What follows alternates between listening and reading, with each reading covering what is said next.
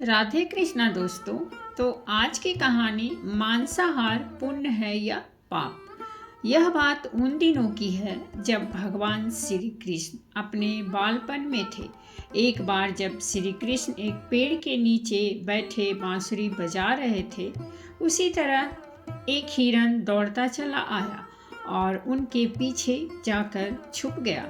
वो हिरन बहुत ही घबराया हुआ था।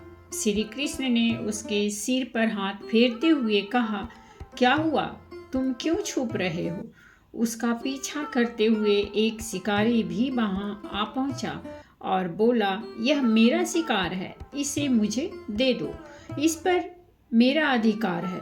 तब भगवान श्री कृष्ण बोले, हर जीवित जीव पर उसका खुद का अधिकार होता है, न कि किसी और का। तब वह शिकारी क्रोध में बोला, यह मेरा शिकार है, इसे मैं पकाकर खाऊंगा। तब श्री कृष्ण बोले, किसी भी जीव को मारकर खाना पाप की श्रेणी में आता है। क्या तुम पाप के भागी बनना चाहते हो? मांसाहार पुण्य है या पाप? क्या तुम धर्म को नहीं जानते?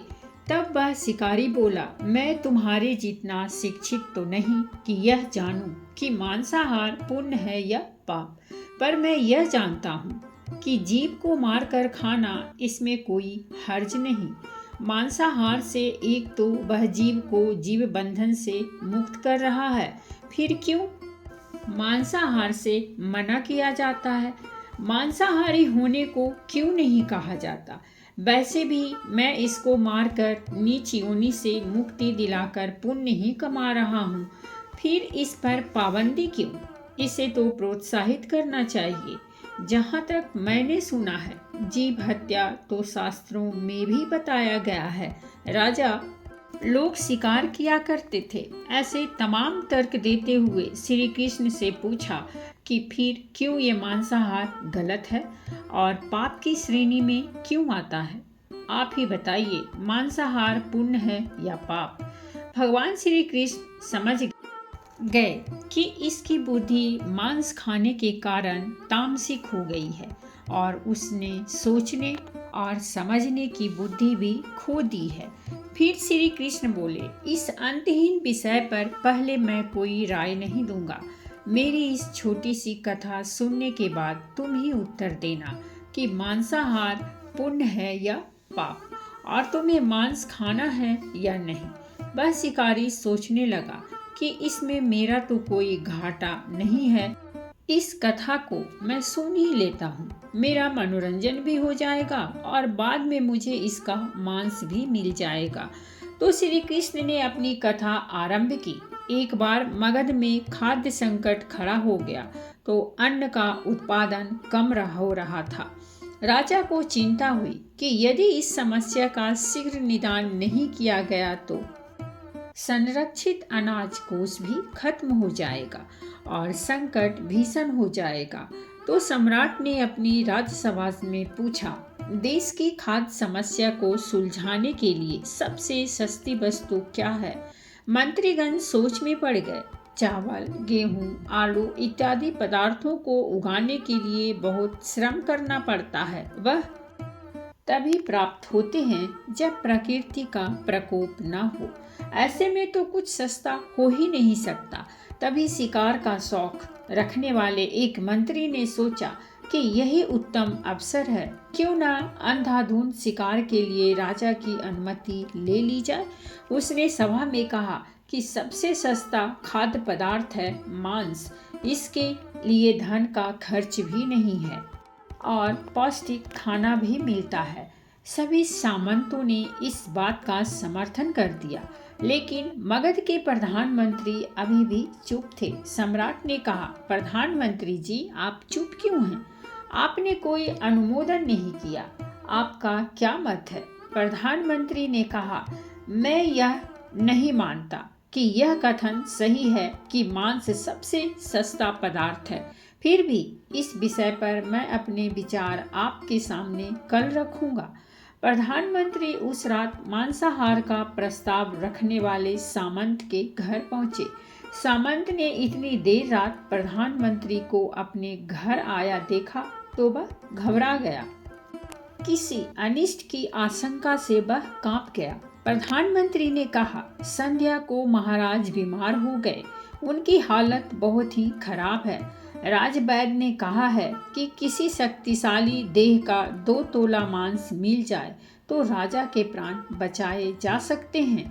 आप महाराज के सबसे विश्वास पात्र हैं, इसीलिए आपसे योग्य कौन होगा। इसके लिए आप जो भी मूल्य लेना चाहें ले सकते हैं। आप कहें तो इस काम के लिए मैं आपको 1 लाख स्वर्ण मुद्राएं भी दे सकता हूँ।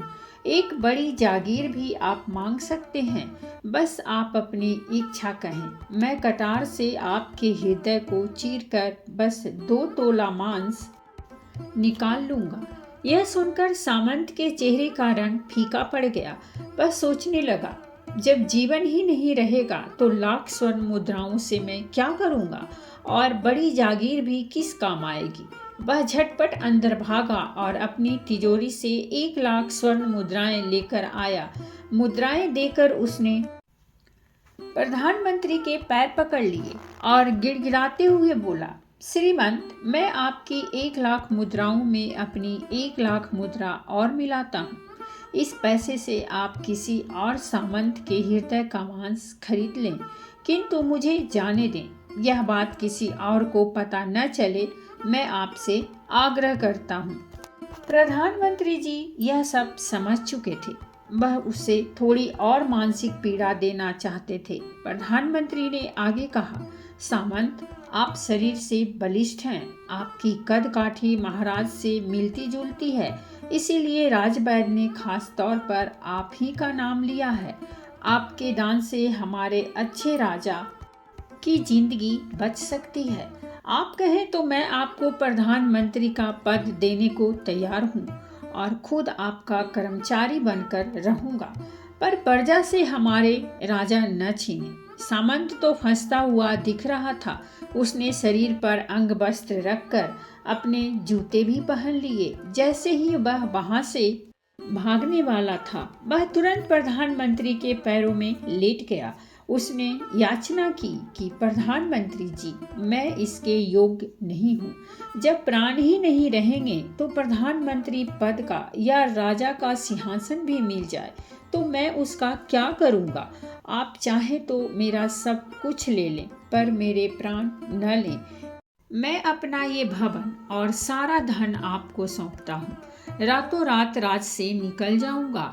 इतना कहकर वह अपने घोड़े की ओर भागा और जैसे ही अपना घोड़ा गठने लगा, आवाज आई, अभी अभी अपने पीछे गए तुम अपने परिवार को भी छोड़े जा रहे हो। सामंत बोला, मेरे प्राण से प्रिय कुछ भी नहीं है। जब जीवन ही न रहेगा तो कुटुंब का क्या करूंगा। जीवन रहा तो ऐसे ही सुखी रह लूंगा। इतना कहकर घोड़े पर छलांग लगाकर बैठ भी गया। वह अभी चलने को ही था कि प्रधानमंत्री ने घोड़े की साख पकड़ ली। वह सामंत से बोला, भागने की जरूरत नहीं है, आप आराम से घर पर ही रहो, मैं किसी और का प्रयास करता हूँ। यह कहकर प्रधानमंत्री वहां से चले गए। प्रधानमंत्री के वहां से जाने पर सामंत के अंदर कुछ जान तो आई, परंतु बेचैनी बनी रही। उसकी नींद खराब हो चुकी थी। मुद्राएं लेकर प्रधानमंत्री बारी बारी से सभी सामंतों के घर पहुंचे और सभी से राजा के लिए हृदय का 2 तोला मांस मांगा, परंतु कोई भी राजी न हुआ। सबने अपने बचाव के लिए प्रधानमंत्री को लाख और 5 लाख मुद्राएं तक दे दी। इस प्रकार प्रधानमंत्री ने एक ही रात में करोड़ों स्वर्ण मुद्राएं जमा कर ली। फिर सुबह होने से पहले ही अपने महल में पहुंच गया। अगले ही दिन राज्यसभा में सभी सामंत समय से पहले ही पहुंच गए। सभी यह जानना चाहते थे कि राजा स्वस्थ हैं कि नहीं। कोई भी किसी से भेद नहीं खोलता था। सबको राजवैद्य की तलाश थी। उसने ही उन्हें कुछ सूचना मिल सकती थी। प्रधानमंत्री ने सैनिकों को आज्ञा दे रखी थी कि जब तक महाराज राजसभा में न आए, किसी भी सामंत को महल से बाहर जाने की आज्ञा नहीं है। राजा सभा में अपनी चिर परिचित गति से आए और अपने सिंहासन पर आकर बैठे। सभी सामंतों ने देखा, कहीं से भी राजा उन्हें अस्वस्थ नहीं लगे। उन्हें तो कुछ भी न हुआ था। प्रधानमंत्री ने उनसे झूठ बोला। हर सामंत के मन में यही विचार चल रहा था, पर कोई भी किसी और को कुछ भी न बोल रहा था। तभी प्रधानमंत्री ने राजा के समक्ष 1 करोड़ स्वर्ण मुद्राएं रख दी। राजा ने पूछा, ये स्वर्ण मुद्राएं किसके लिए है और कहाँ से आई? प्रधानमंत्री जी ने कहा, 2 तोले मांस के लिए इतनी धनराशि जुटाई है, पर मांस न मिला। अपनी जान बचाने के लिए सामंतों ने यह मुद्राएं दी है।